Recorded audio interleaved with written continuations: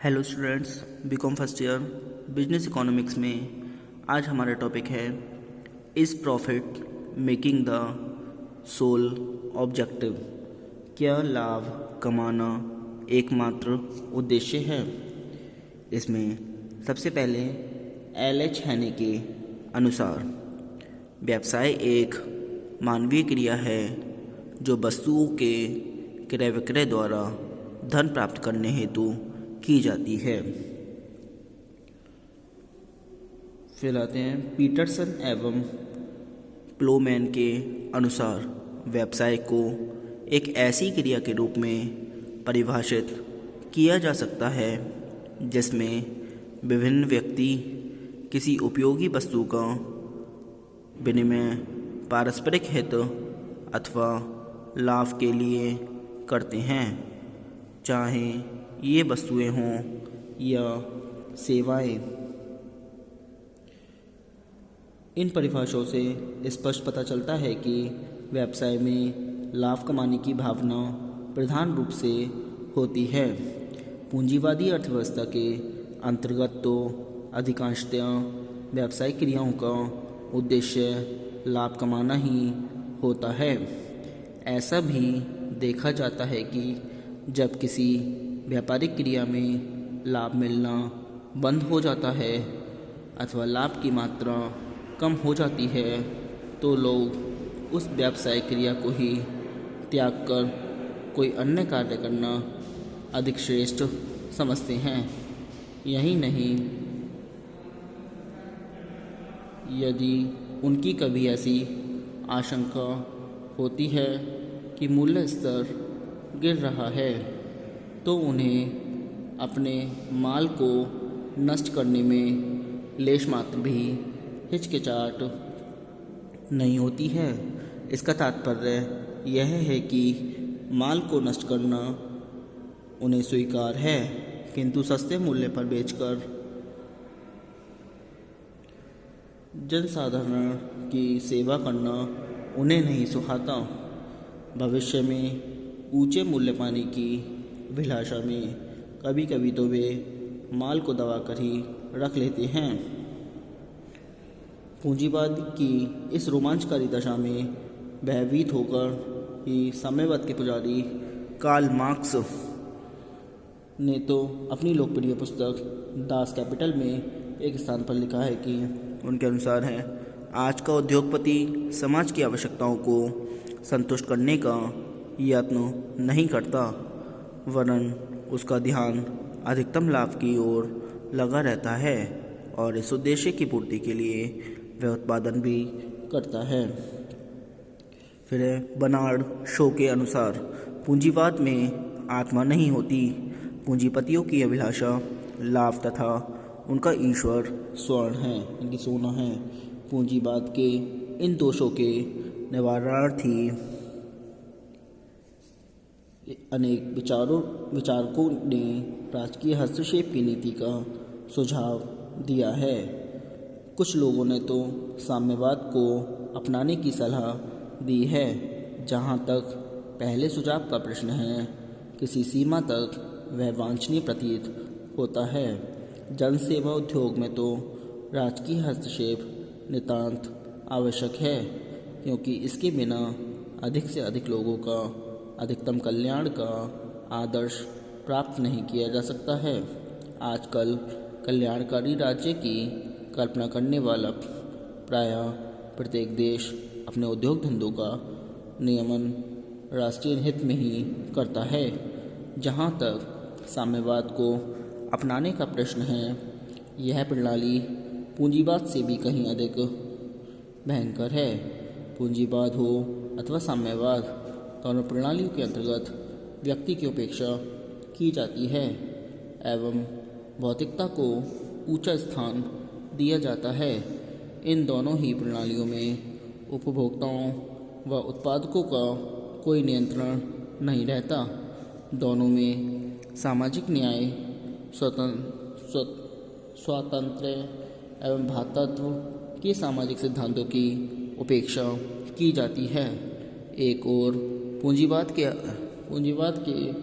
अंतर्गत आर्थिक व औद्योगिक सत्ता किंचित व्यक्तियों के हाथों में केंद्रित हो जाती है, तो दूसरी ओर साम्यवाद में यह सत्ता पार्टी के चंद सदस्यों के हाथों में होती है। इस दृष्टिकोण से व्यावसायिक प्रशासन एवं प्रबंध की ये दोनों ही पद्धतियाँ लोकतांत्रिक नहीं कही जा सकती। अब आता है नीड ऑफ सर्विस मोटिव, यानी कि सेवा भाव की आवश्यकता। इसमें सुनिए, यहाँ यह स्वाभाविक प्रश्न उठता है कि व्यावसायिक क्रियाओं का उद्देश्य क्या होना चाहिए। इसका सीधा सा उत्तर है कि लाभ एवं सेवा भावनाओं के मध्य समन्वय की आवश्यकता है। यद्यपि प्रत्येक व्यवसाय लाभ के द्वारा प्रेरित होता है एवं लाभोपार्जन ही उसका मुख्य उद्देश्य है, किंतु व्यावसायिक प्रबंध को यह सदैव ध्यान में रखना चाहिए कि उसका सामाजिक औचित्य उसके द्वारा प्रस्तुत की जाने वाली सेवाओं के द्वारा ही प्रमाणित होगा। इसमें उर्वरक के अनुसार मुद्रा के पीछे भागना व्यवसाय नहीं है। व्यवसाय का कर्तव्य है उपभोग के लिए उत्पादन करना, न कि मुद्रा या सट्टे के लिए। उपभोग के लिए उत्पत्ति करने का आशय यह है कि उत्पादित वस्तु की किस्म श्रेष्ठ होनी चाहिए एवं उसका मूल्य कम होना चाहिए तथा वस्तु ऐसी होनी चाहिए कि जो जनसाधारण की सेवा करे, न कि केवल उत्पादकों की। लाभ उसी प्रकार से किसी व्यापार का उद्देश्य नहीं हो सकता जिस प्रकार से कि शर्त घुड़दौड़ का अथवा रन बनाना क्रिकेट का या भोजन करना जीवन का उद्देश्य नहीं है। जिस प्रकार विवेकशील व्यक्ति केवल भोजन करने के लिए ही नहीं जीते, उसी प्रकार श्रेष्ठ व्यवसाय भी केवल लाभ कमाने के लिए व्यवसाय नहीं करते। जिस प्रकार अत्यधिक भोजन करना स्वास्थ्य एवं कार्यक्षमता की दृष्टि से हानिकारक होता है तथा भोजन की एक न्यूनतम मात्रा से जीवन व कार्यक्षमता दोनों ही बने रहते हैं, उसी प्रकार व्यवसाय के अस्तित्व व विकास के लिए लाभ की एक उचित सीमा ही होनी चाहिए।